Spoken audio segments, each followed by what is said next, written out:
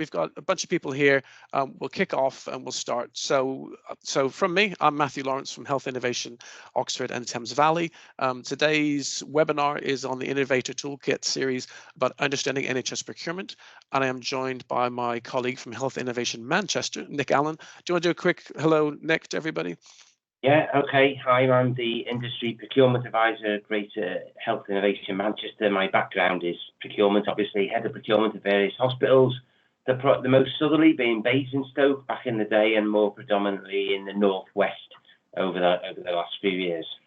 So thanks very much, Nick.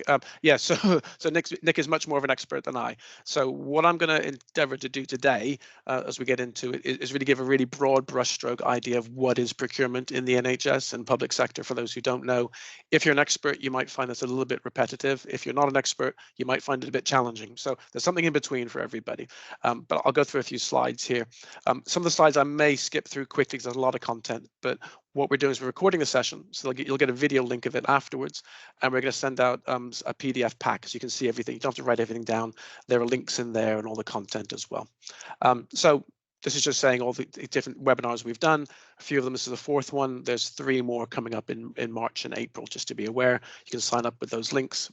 They'll be in the email we send out later as well. Health Innovation Oxford and Thames Valley used to be called Oxford AHSN. Health Innovation Manchester used to be called, was it Manchester AHSN, I think, wasn't it, Nick? So yeah, so we're presenting that today. Session's being recorded, so don't let you hold it back too much. It just means we can share it with people who couldn't make it today who are signed up. I'll explain a little bit about it. So Health Innovation Networks have been around for 10 years, and we're commissioned predominantly by NHS England and Office for Life Sciences. And we're doing all the great stuff up there that you can see, really helping innovations get into the NHS.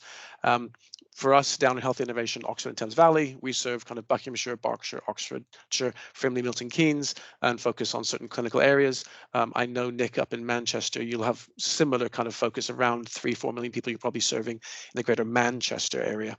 I don't know if anything hugely differs in that, probably similar, but with more focus obviously to the northwest. So we're part of a national network. So from us and Manchester, we represent 2 of the 15 health innovation networks that cover all of England, and we've been recently relicensed until 2028. And there's a whole bunch of innovation and stuff, great stuff we've done with the NHS and industry over the last 10 years. So that's kind of the background introduction. If you don't know who we are, it's great to see some people we've worked with in the past on this call. So great. Thanks very much for joining today. So without much further ado, I'm going to talk about understanding NHS procurement. And I'm going to kick off, first of all, with a disclaimer slightly. So although it's titled procurement, I'm mainly going to talk about how and why the NHS buys and doesn't buy in goods and services with an overview of the formal procurement process. I know Nick's got some slides as well, so I'm going to try and get through some of mine quickly to give Nick a bit of time just to talk about some of the more strategic aspects to procurement, which he's much more aware of than I am. So the agenda for today, so what is procurement and what are the legal requirements for NHS and public sector bodies? That should be kind of a given. If you're working with a public sector body like the NHS, they have to follow the rules as much as you'd like them not to potentially. That's part of it. We'll talk a bit about procurement frameworks in the NHS, of which Nick's going to know much better than I, some of them. A little bit about value-based procurement. Top tips for getting procurement right for you kind of working with procurement teams, the difference between commissioning, contracting and procurement, and then some additional kind of links and other stuff as well. That's kind of the broad categories of that. So first of all, this is a definition I've got for procurement. People may differ, but essentially the process of acquiring goods, works or services from usually external providers and managing those through to the end of contract. Sounds pretty straightforward until you think about the volume that the NHS is going through. So the NHS spends about £30 billion a year on third-party goods and services with over 80,000 suppliers. And of that 30 billion, about 25 billion of that is spent via frameworks, which we'll get into explain what a framework is in the very near future. So the legal bit, so I've referenced this slightly. So all public bodies in the UK have to follow strict rules set out in the Public Contracts Regulations 2015. I won't go through every bit of it, but essentially it means spending taxpayer money correctly and being able to justify that. And here you'll see there's a little bit of information around, this is from the Oxford University hospitals, essentially who can do that and what the kind of levels of payment and kind of they have to go consider there. So as we've left the EU, we're no longer under OJEU, which is the Office for General official journal of the European Union, European rules, but now on the World Trade Organization rules, on the Agreement of Government Procedure, or GPA. So it means the thresholds have come down slightly. So just to be aware of that.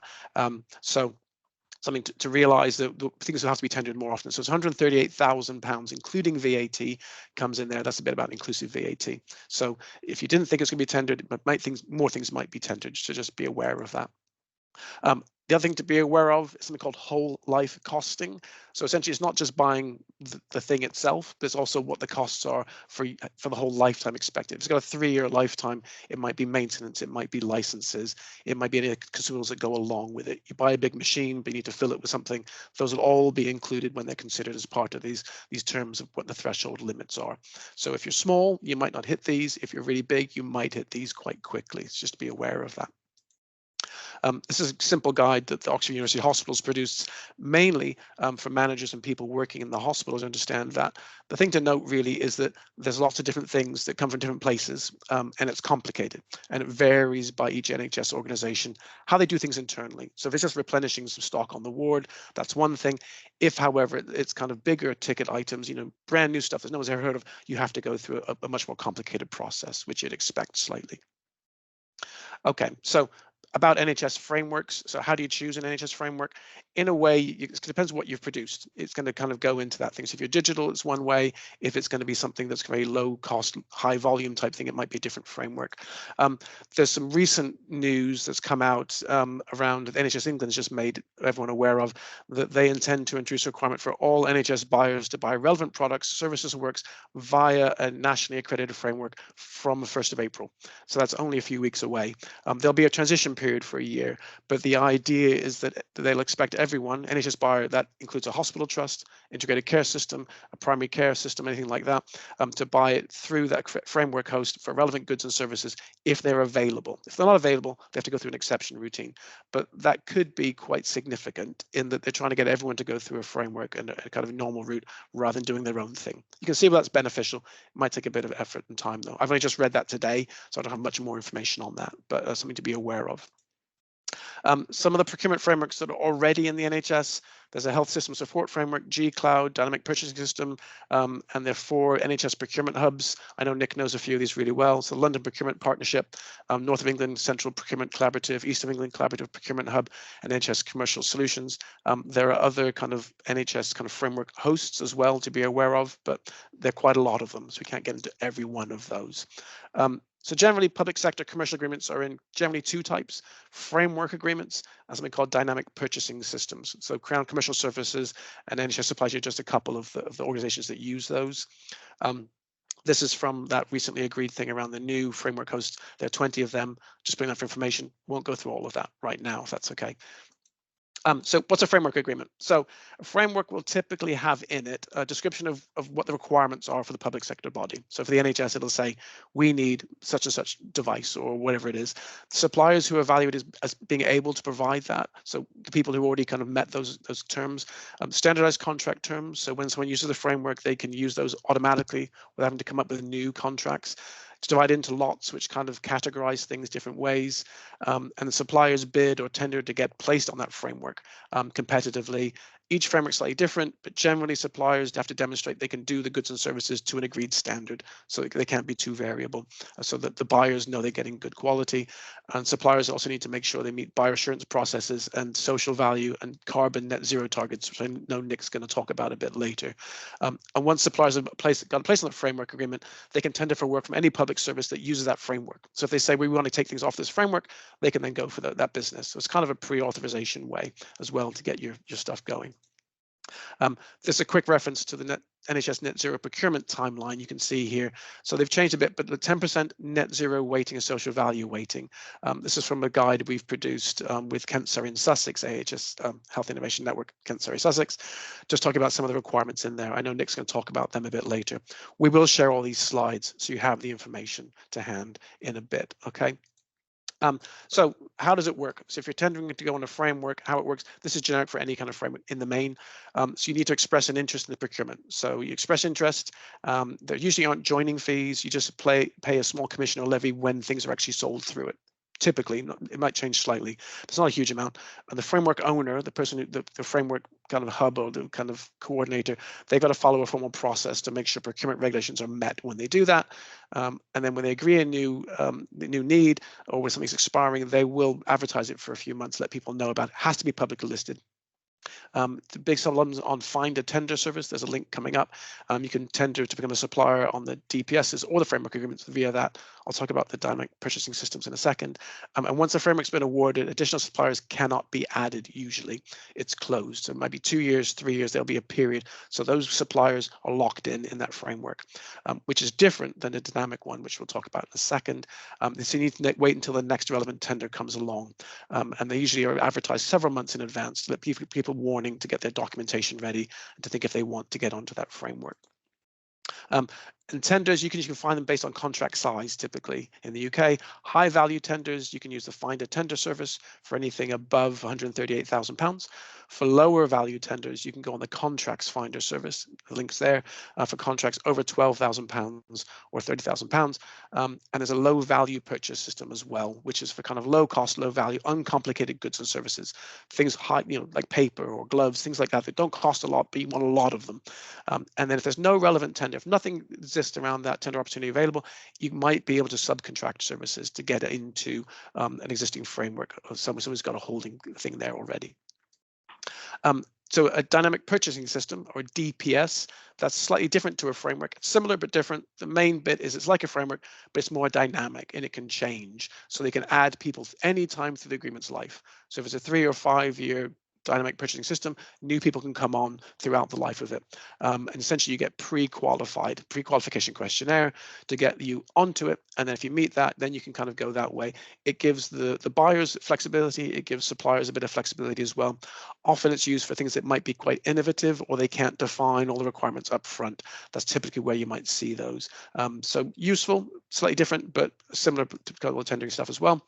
I think Nick's going to talk about value-based procurement, but essentially that's looking at things that aren't just price-based. It's looking at the whole contract value and lifespan to make sure that people get the right stuff out of that. And that's kind of based on the back of something called value-based healthcare. A link here if you're into kind of reading academic things from Harvard Business School. Michael Porter, if anyone's gone to business school, understand his 5 forces, looking at industry, is take it to healthcare, essentially saying what's important for a patient, how do you incentivize good stuff around that. So some quick tips for getting procurement right. One, know who you need to pitch to or kind of address.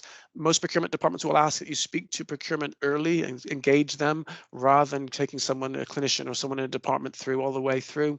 There's going to be, if it's really big or kind of a system-wide or regional-wide, it's probably not going to just be a single trust. It's going to be a larger organization involved in that. Decision-making process. This is a little bit of kind of marketing training, if for those of you who don't know it, but so how do people actually make a decision on what they want to buy if they want to buy something? Probably they're going to first anticipate or identify they have a problem or a need.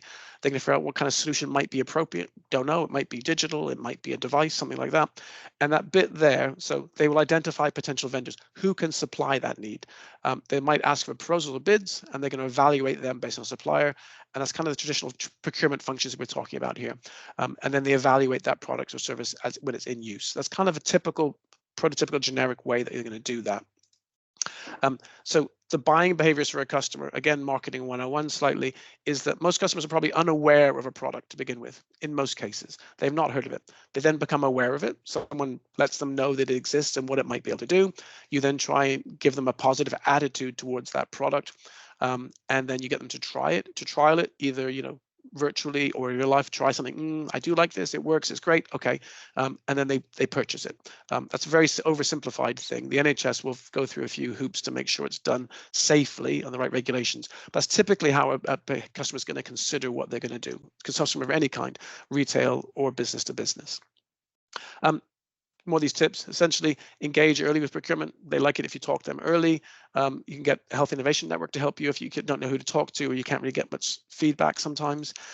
Be very targeted with your message. The word sales turns off a lot of people in the NHS really quickly, so maybe don't use the word sales too prominently.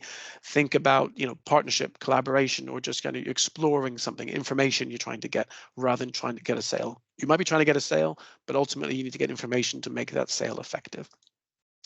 know your offering, your competition, know your company, your product and what it does, where it fits, how it's helpful, and maybe what else is alternatives to your product. Be aware of those because they will check.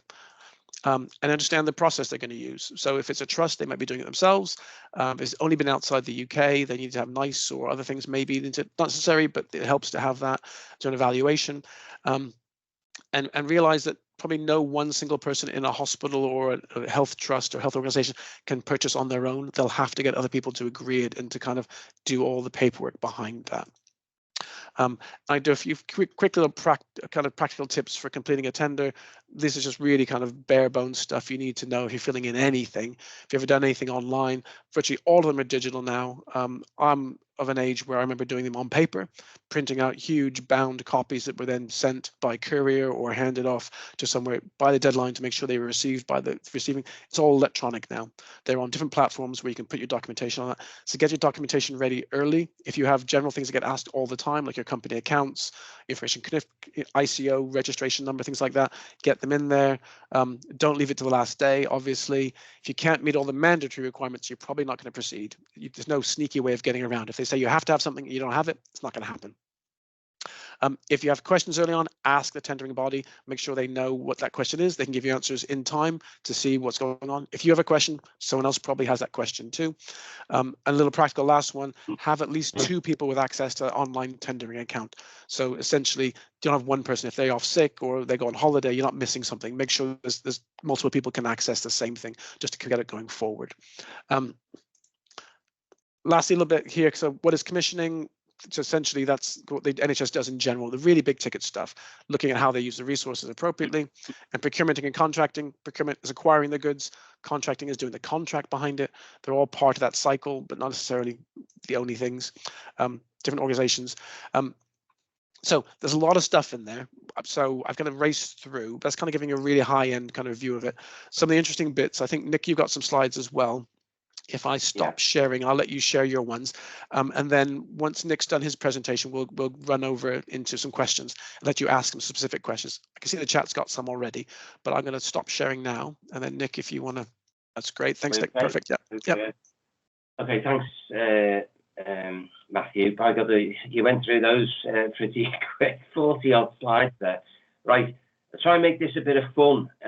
Procurement should be fun, working should be fun, shouldn't it? So this used to be called my NHS procurement conundrum, but I've changed it ever so slightly to include the net zero aspects of this. When anybody is looking to get involved with the NHS these days, they need to be looking at sustainability, net zero, and also the corporate social responsibility.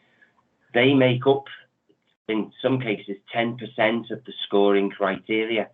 So all the other things, you could be really neck and neck with someone, but if you haven't got a really good sustainable procurement aspect and this social responsibility aspect in your tender, you could miss out just ever so slightly. So it's very important. I'm not going to go reading all that, guys. You can have. I'll give you these slides. You can have them. You can read that at your leisure. It's what corporate social responsibility is. This is a new slide that I've added because obviously things have changed. We've got to deliver a net zero by 2040, and there's a report there that's got links to it that you can read. There's the government procurement policy, the PPN, that you've got there. Now this slide's quite important because not a lot of people know this. Last year, all contracts above 5 million had to have when suppliers put their bids in or they responded with expressions of interest to tenders, etc. They had to publish a carbon reduction plan, scope 1 and 2. That's their own sort of emissions, and to some of the suppliers that they buy off and the supply chain things.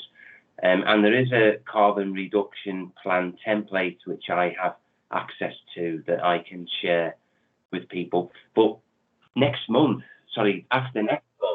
from April 24, everyone who is going to go and do some business with the NHS has to have that carbon reduction plan in place. Otherwise, you're not going to get seen. And as one of the guys in Mark Carney, I think he was one of the guy who led the bank, he said anyone who doesn't have a carbon reduction plan, they'll go out of business, and it's probably 100% right. This slide here is just a little bit of where all the money goes. Well, not going to go through it. You know, you'll see all kinds of stuff on there about, and that was 21, 22. So you can add another 5-10% on that for 23, 24. Right. Matthew did touch on a few of these things. These are where people go fishing, if you like. This is where the buyers are, and you need to be, you know, looking at the second one, Contracts Finder, a government pool, everything over 10k, in some cases 20, but a lot of trusts use the 10k. Anything over 10k has to go through Contracts Finder. It's not just for hospitals, it's for all public sector. So even a big tender still has to go through Contracts Finder, and that will then automatically go filing onto the Find Me a Tender high value web portal. Then you've got the likes of NHS Shared Business Services. They are one of about half a dozen big framework providers. So they create digital only, by the way, digital frameworks for all kinds of platforms, all kinds of digital services, apps and things. If you're in a digital world, it wouldn't go amiss to get in touch with them, get to understand how you can become one of their framework providers. There could be something due in the next few months that really suited yourself to that particular thing. There's things like G-Cloud, which is run by Crown Commercial Services as well. Didn't put them all in there. NHS Supply Chain, you would have heard of, used to be the 11 Towers. It's changed. It's gone back around again in a big circle, back to NHS Supply Chain. And of course, there is the individual trusts that you can make contact with. I'll talk a little bit about that in a minute. By the way, just to let you know, I've sold to the NHS as well. Back in the day, when I was head of procurement at Basingstoke Hospitals, I got a company in and we looked at automating the process for tenders, quotes, everything automated, filing electronic requisitions out for 10 blood gas analyzers, and 10 blood gas analyzer suppliers would bid for the quantity of 10. They don't see each other's prices. They come back in descending order. The buyer would then ping out the purchase order to the winning supplier, and all the others got a little email saying, "I'm awfully sorry you lost the business." I ended up working for them. I had to go and learn how to sell because I wasn't too bad at buying. So I went on a sales course with 2 ex-IBM software sales guys over 6 weeks. They taught me everything I needed to know: how to get the gig, how to win someone over and go down to their hospital and sit in a room, and how to close on the deal and stuff. And there were some clever things that I learned, and I ended up selling this procurement software into 60 hospitals. And I share all that now with all the people that come through our Health Innovation Network. My wife says my claim to fame is getting it into Harrods 3 times, using the same wording and the same tactic how I got into the hospitals. I might tell you a little bit more about that a bit later on. Right. There's someone once asked me about what the winning formula was. So we'll just concentrate on the blue and the green here. We'll leave the pink one out for a moment. But the winning formula for anyone going into a hospital setting is if you've got a product that's innovative, it's a lower price and a better outcome, you're going to be listened to and no doubt, or hopefully, purchased. If it's the same price with a better outcome, that is also a winning ticket. Onto the losing formula, you would be surprised that sometimes people come to us, they've got a product that's the same price as something that they use now, and it's the same outcome, it does the same thing. Well, no one's going to get excited and no one's going to really move the mountain and do business with you. And very occasionally, once or twice a year, someone comes with a worse price, they try to build a story around it, and it's the same outcome. Well, that's not going to get looked at. I was in Birmingham once doing a talk on procurement, and some bloke puts his hand up. Well, what happens if it's a slightly higher price and a better outcome? And I had to quickly think, he's right. And that's where value-based procurement comes in. If it's a slightly higher price, but a better outcome, so that the people who are sick are not coming back around again in a year's time or 6 months' time, and they're living, you know, a better life, a better patient outcome. Well, obviously, that's now being seriously looked at and you know, taken on board. One of my best movies is The Magnificent Seven with Yul Brynner, and my Magnificent Seven things about people with a good value proposition is what's the problem you're addressing. I won't read them all out, but there's some good stuff in there. And the most important slide when we do a value proposition with a supplier, an SME who's trying to get into those hospitals, is what's the ask? What do you want us to do for you? What type of clinicians do we need to gather around to meet with your good self? Or are you offering a pilot or an evaluation? Do you need access to some funding to try and help you get onto the next, you know, onto the next level?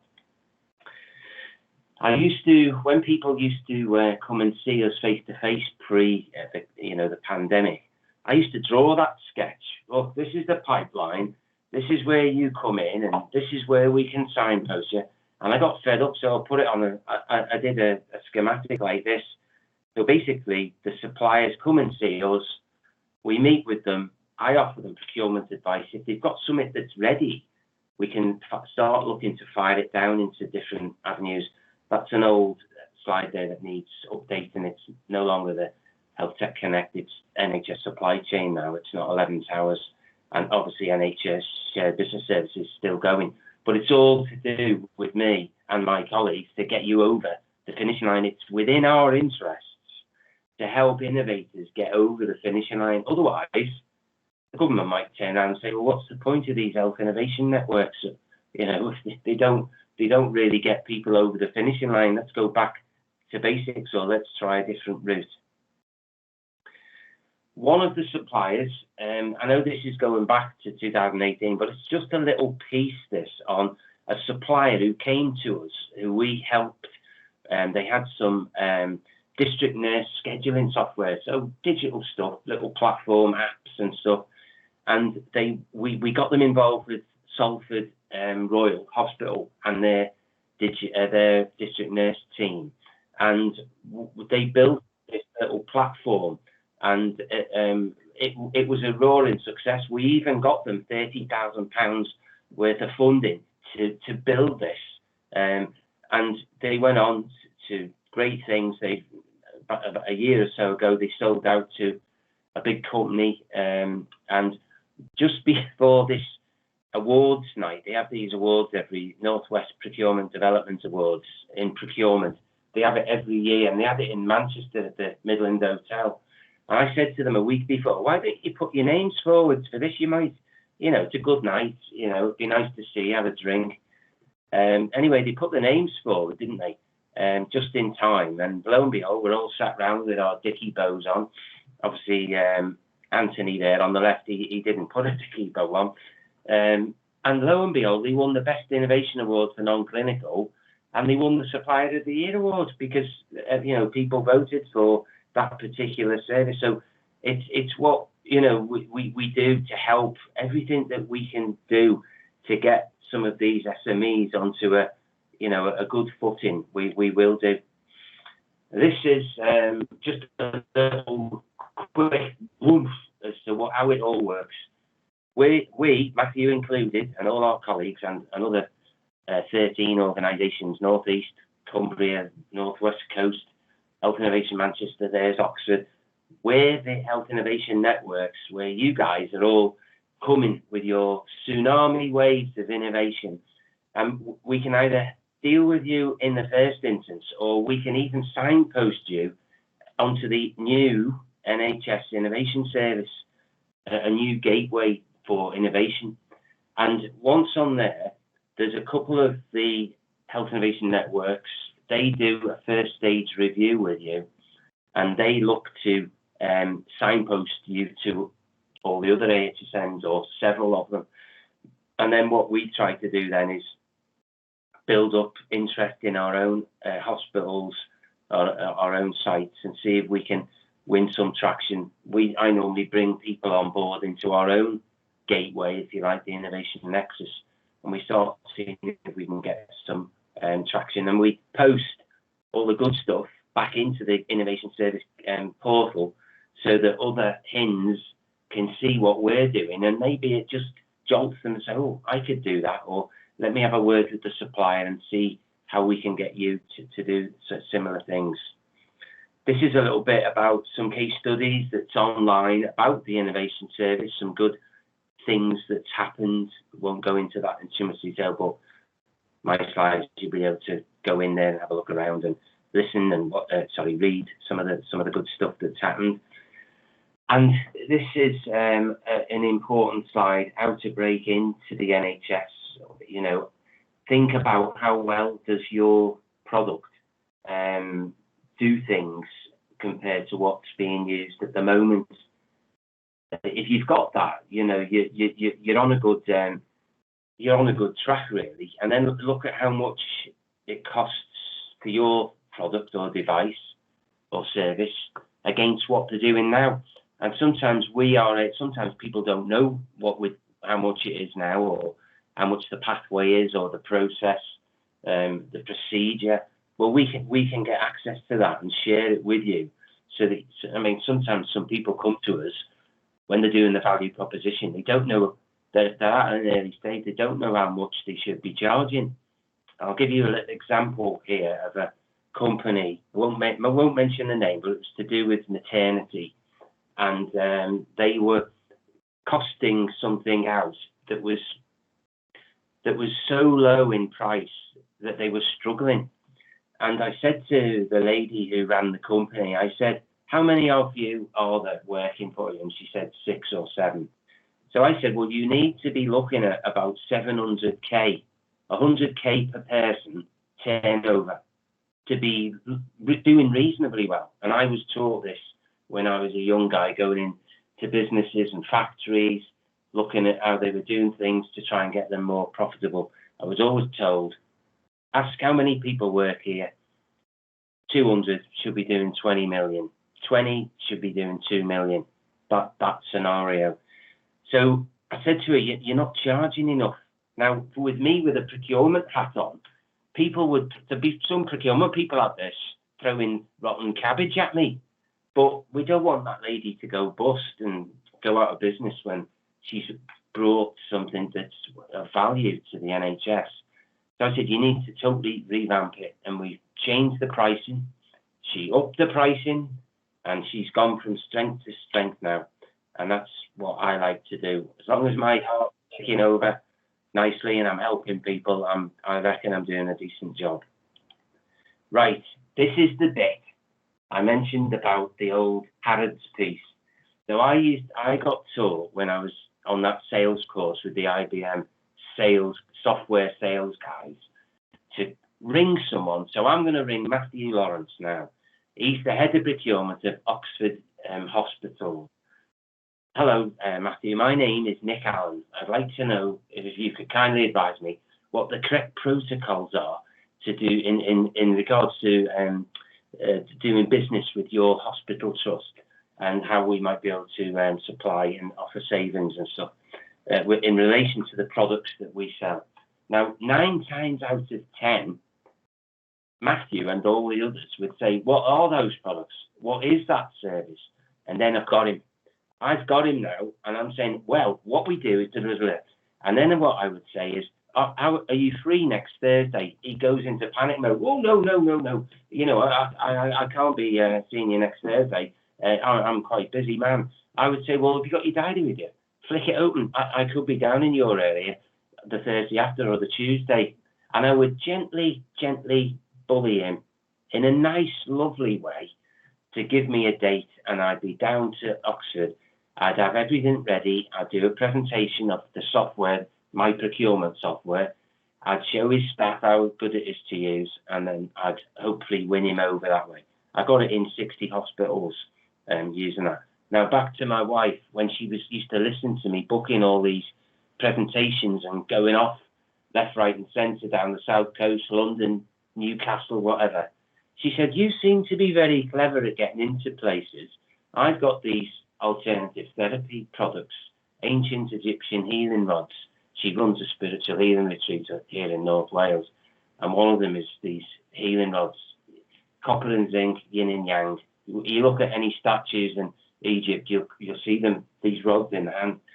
So she said, see if you can get me into Harrods. When Al Fayed was the president or the chairman. So I found out who Al Fayed's PA was. I made the call. Hello there, my name is Nick Allen. I'd like to know what the correct protocols are in doing business with your organisation in relation to the products that my wife sells. Oh, what are those products? Got it. And I did that, and we were down on the train 2 weeks later, and we've been down there a couple of times since. So it does work. I'm not saying it'll work for everyone every time, but it certainly worked for me. And that, everybody, ladies and gentlemen, is enough from me. Any questions? That's great. Thank you, Nick. I think what we're going to do is we're going to let people, if you want to have a question, they can put it in the chat as a written question, or you can put your hand up and then we'll call on you. So I can see Anya's got a question. So I'm going to hope Rochelle has got the magic way of letting her mic and camera become available. And then you can ask your question, Anya, if you want to go ahead. Hello. Yeah, I don't know if you can see me, but I've actually met with you, Matthew, before. Oh, so you yeah, know. Of course, yeah. Yeah. How are Good to see you. Yeah, I'm on the floor with my baby. I hope you don't mind. She might make some noises. Just a few questions. Yeah. So, because you know what my product is, I was wondering, when you talked about framework or the dynamic purchasing system, I got the impression that the latter is a bit easier. And what is sort of like, how are you eligible for that option? So for the DPS one, you mean? Yeah. Yeah. Yeah. So actually, Nick, do you want to handle that one? Okay. Yeah. So I take it that we're referring to the London Procurement Partnership DPS dynamic purchasing system, or are we talking about a med-surg DPS that's run by NHS supply chain? Yeah, I just thought I had there was the options of doing the framework or the DPS. So it's going to depend what it is, I think, isn't it? It depends what it is. So let's just say you've got a digital product. It's a device. It's a device. So it's a device. Yeah. So we know that. So it's a device. Device, yeah. What you would do is you would go through your nearest HIN, who would raise a form, electronic form, and that would be sent to a guy called Sean Gill. And Sean, all these for the DPS supply chain, they would go through Sean Gill. They would then go to the team at the NHS supply chain, and they would then contact you, and they would talk about your product and talk about the efficacy and the evidence, and with a view to getting you onto the DPS. A dynamic purchasing system is a fast route to get onto a framework. Fast route. Because a framework, let's just say Matthew's head of procurement of Oxford, and they've just let a framework last year for 3 years in a product that your particular device meets or is similar. Well, you are going to get on his framework now for another 2 years. They're a year in. However, with NHS supply chain, with the DPS, the dynamic purchasing system, I open like a saloon door, open and close. You can go in. If it meets certain criteria, if they believe this is where it's got the efficacy and the evidence, that you'll probably get the right to go on to the DPS. Okay, can I just add a little bit to that? Because since we met Matthew, I've actually I've gained some interest for the product from a Manchester hospital. So it's a Foundation Trust, St Mary's Hospital. So we're looking at hospital. Oh, yeah, I know. So we're looking at a collaboration now, where it's a sort of a proof of concept, and the next step is a clinical trial. I'm just wondering if this all has positive outcomes. Does it change anything with the process, or will that maybe help me to do that easier route that you just mentioned? Like, I'm just thinking if I involve them this early in the development and research phase of the product, if that will give me an advantage with the procurement. So it Will gives you what give evidence, you doesn't it? So yeah, so I Yeah. think so I don't. So forgive me, I'm not sure if you've got the regulatory kind of CE marks and stuff in place, or the UK CA marks in place already. So Yeah. just to make it really clear, to get on any of these frameworks or DPS, is typically for a device, you're going to have your CE and regulatory things in place. That's kind of a given. So if you're kind of in the development phase where you're just kind of doing the research and getting kind of the evidence to get the regulatory stuff in place, you won't be on a framework for those. You have to have that kind of evidence in place. Once that's in place, you can then get on either DPS. I think the one that Nick's referring to is the MedTech Innovation Dynamic Purchasing System, has just been kind of announced recently, and that's really to kind of get really innovative things out there really early, and they want things that are genuinely innovative. So not like Nick was saying, same price, same outcome. Things that actually have a big change. So if you've got the evidence that says this is really, really changing, better outcomes, that's going to help you get on to those innovation dynamic purchasing systems, or to get into trust. That's definitely really helpful there. I don't know, Nick, if you want to clarify any of that as well.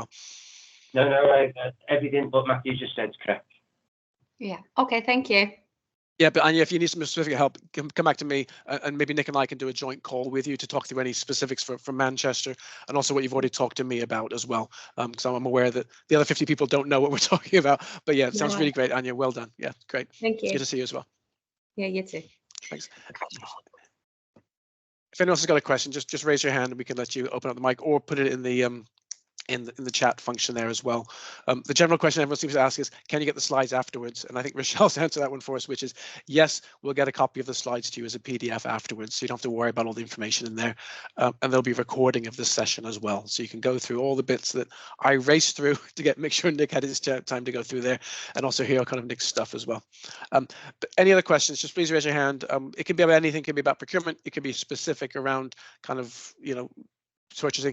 I think one of the great things that Nick's just talked about is really kind of how you get past those gatekeepers. The feedback I get from innovators quite often is, I've got a great product, but no one in the NHS will talk to me, or I can't get through to them. Why won't NHS England take my call? Or I could phone the hospital and say, I've got such and such company, I got a product, and they go, they're not interested. So it's, I think, like Nick's saying, it's being a little bit, getting the interest up before you start presenting the product on the price. So that's kind of really good sales technique, or kind of really just engaging with your potential client, getting them interested in the potential behind it. And often, if you remember that thing I was showing you about, kind of, they're not aware of what you have or what you can do. They become aware, then you want to give them a positive feeling to it, and then they're more likely to go into kind of a purchasing mode, as opposed to having a negative one early on.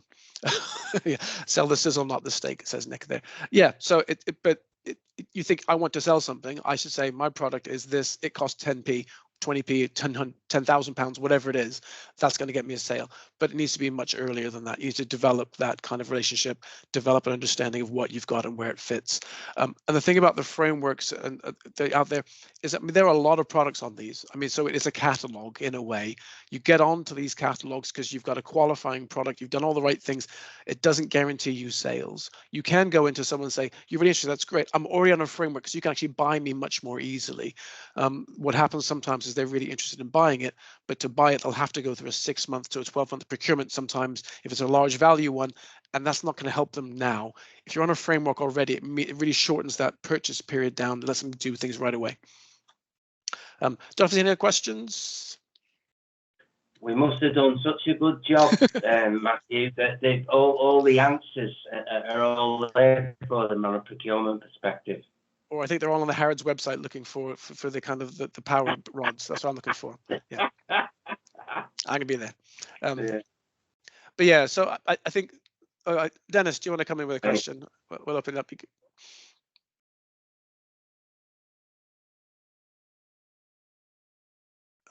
think, Rochelle, if you can do the magic you do with the microphone thing, that'd be great.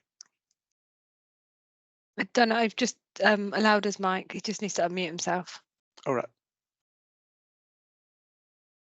So Dennis, you have mute on your Teams thing. If you unmute that, you can do it, or you can ask it through the chat if that helps. We're rooting for you, Dennis. I am aware that there's Zoom, there's Teams, there's Google Meet, there's Apple stuff. So every platform works slightly differently. So and even though we've been doing this for a few years now with COVID and everything, they keep updating and changing. So Dennis, we can't hear you yet. So if you want to type it into this chat, that might be a good way to get the question through, if that's okay.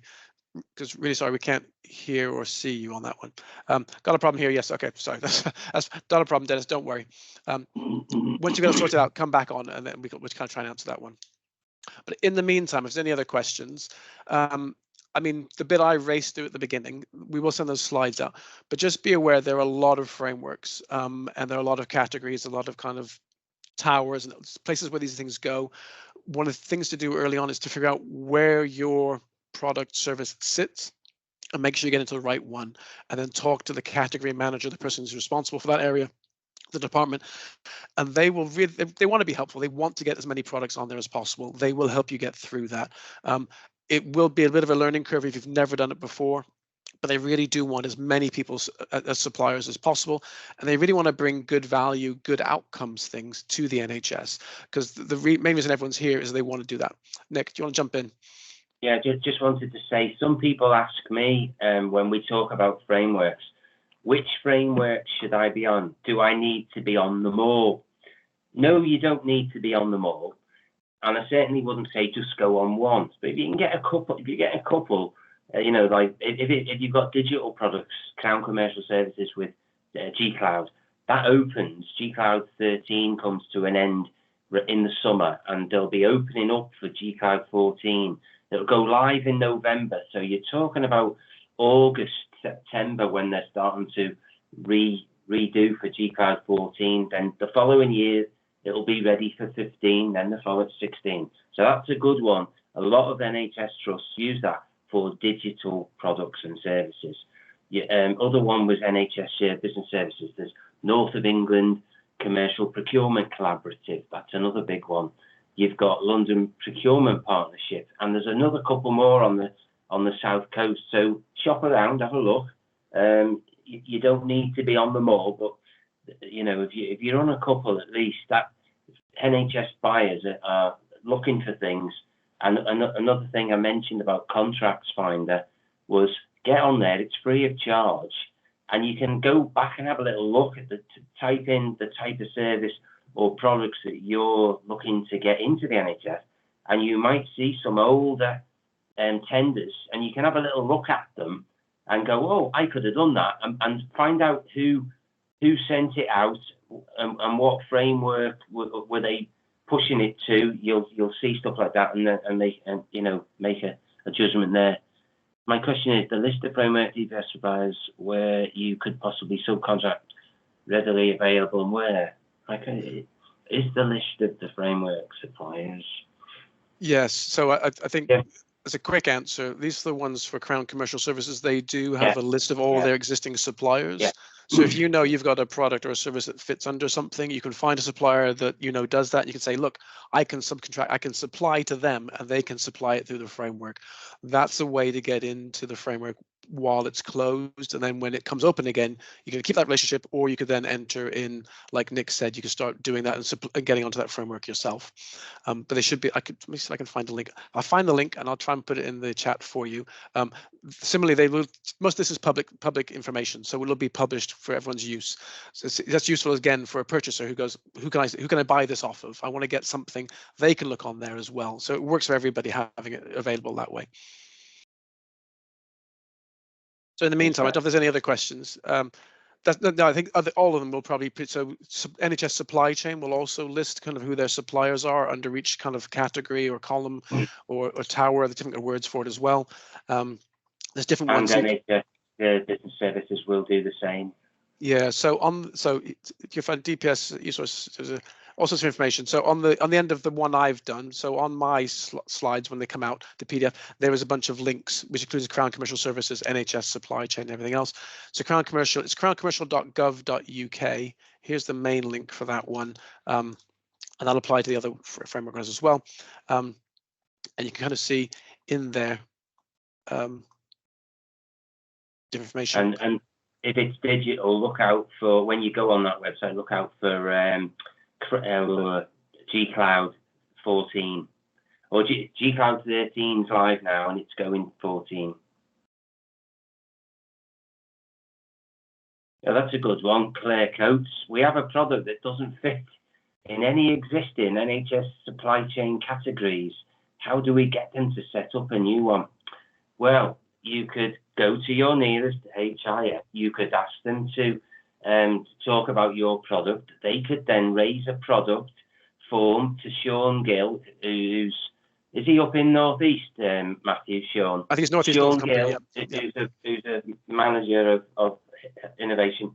He will then share that with the team at NHS Supply Chain, and they'll probably have a word with you, Claire, with regards to getting this brand new innovative thing that you've got. I'm quite interested myself. Yeah, I think the distinction is, so to get in on what Nick's talking about there, it should be kind of a medical technology innovation, and it has to have gone through NHS Innovation Service, has to be reviewed by NHS Supply Chain and accepted as an innovation, or the referral has to be made through the Innovation Supply Team, or from, like Nick just said, through Health Innovation Network. And then they'll look, NHS England, Department of Health and Social Care will look and see if it meets any of the kind of categories. So if it's really, because generally if something is really innovative, it won't be under an existing category, because that is the actual definition of innovative. It's brand new, unanticipated. So that's exactly what they want to do. They want to accept that and not make things sit around for 3 or 4 years until another thing opens up. So definitely get in touch with them. Probably the best advice is to talk to a Health Innovation Network. We can help you navigate that. You can go to the NHS Innovation Service, which is innovation.nhs.uk. They got some guides on there as well. But talk to Nick or talk to me. If it's very procurement specific, I'd really suggest talk to Nick. He knows much more than I do. If it's generic and kind of stuff, that you can talk to me. But if you're not local to either of our Health Innovation Networks, you can talk to your local Health Innovation Network, or you can talk to any of the 15. We're really not that, we're not exclusionary that way. But we'll probably nudge you back to a local one, because they will know the local links for you, if that helps. It's a question: how to set up a chat with you, Nick. Did you want to share my email address? Up to you, Nick. If you've got it in the public domain. Yeah, I'll put my email address in case anybody wants to chat. And anyone that comes through, Matthew, I'll share. I'll copy you in each instance, just out of courtesy. Yeah. So I mean, so if you don't want me to be involved, that's absolutely fine. Just tell Nick, I just want to talk to you, Nick, because you're amazing. That's fine. Equally, so we play nice. So the whole thing about Health Innovation Networks is we are a collaborative organization. So we do work with each other. What we're trying to do is find amazing things, at least somewhere, and then share it across as many places as we can. That's kind of what we're here to do. It's not to kind of keep it and hide it away in Manchester or Oxford. That's not the intent. The intent is to get it across all of England if it's appropriate for that. Yeah. But to help you as the company with that idea to get it done really effectively. Oh, great. That's wonderful, Michael. Yeah. So yeah, if it helps to speak to as many as possible. So if it's Nick and the team up in Manchester know a lot of stuff. Obviously, lots of great healthcare stuff going on in the hospitals and the trusts around Manchester. Also, it seems obvious, but healthcare in Manchester will be different than healthcare down in London. Not hugely different, but there might be different regional kind of priorities that are different ways of working around the Manchester. That they're more of a kind of I would say it's more of a long term. It's been more of an integrated care system on a formal basis than have some of the other ones which have only been around since 2022. Not to say anything's better or worse, just to say there's different relationships. So it's always good to know kind of the local scene when you do that. Okay. So we've got a couple of minutes left. Is there any more questions? Raise your hand if you want to, or put it in the chat if that helps. I think the general kind of answer to all of it is yes, get in touch with us. You're always welcome to do that if that helps. Contact Nick directly, contact me directly. We've got generic email addresses on our website. I think info@healthinnovationoxford.org is our general kind of email address for anything. If you're not sure whether it's for us or for someone else, we've got our websites. There's also the Health Innovation Network website, which has got information about all 15 of the Health Innovation Networks, a lot of things out of NHS England. But the one thing I can assure you is that whatever it is right now is probably going to change. Evolution rather than revolution, but things will evolve and change.